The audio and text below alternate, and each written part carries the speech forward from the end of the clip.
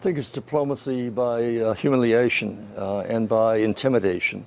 I think the president could have really had a winning presence here and a good meeting, because the NATO countries have been doing more, much as Bob Gates and others before Bob Gates, including myself, have called upon the Europeans to do more in their defense spending.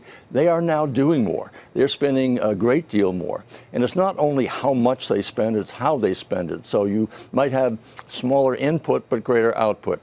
But nonetheless, what has happened here is, on the one hand, we have a very good relationship with our NATO allies, and frankly, we cannot defend the United States without allies.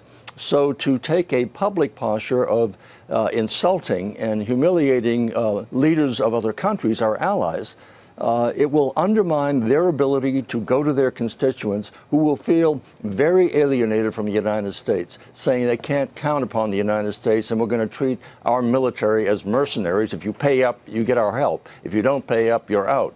Well, we've had the most successful military alliance in the history of this world. And it seems to me that the president's going out of his way to publicly undermine that. And I can't help forget, it's such a short time ago, where he insulted the Prime Minister of Canada, then flew off and basically hugged Kim Jong-un.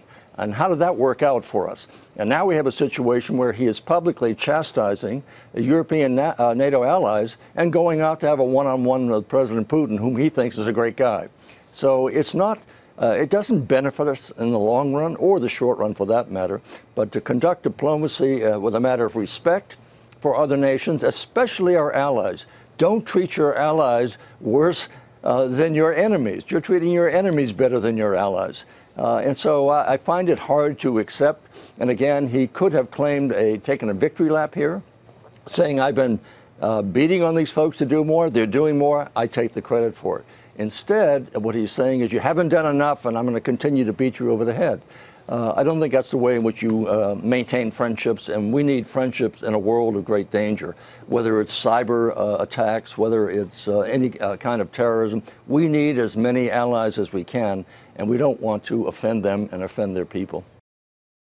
Hey there, thanks for checking out CNBC on YouTube. Be sure to subscribe to stay up to date on all of the day's biggest stories. You can also click on any of the videos around me to watch the latest from CNBC. Thanks for watching.